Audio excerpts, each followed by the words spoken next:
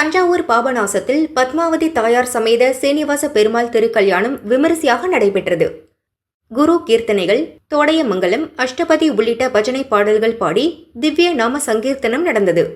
பெண்கள் மேளதாளம் முழங்க மங்கள சீர்வரிசை எடுத்து வந்தனர். விஸ்வக்சேனர் பூஜை, மாலை மாற்றுதல், எஜமான் சங்கல்பம், கன்னியாதானம் உள்ளிட்ட வைபவங்கள் நடைபெற்றன. வேத மந்திரம் முழங்க பத்மாவதி தாயார் சமேத சீனிவாச பெருமாள் திருக்கல்யாண உற்சவம் விமரிசையாக நடைபெற்றது. அதைத் தொடர்ந்து அன்னதானம் வழங்கப்பட்டது. திரளான பக்தர்கள் சுவாமி தரிசனம் செய்தனர்.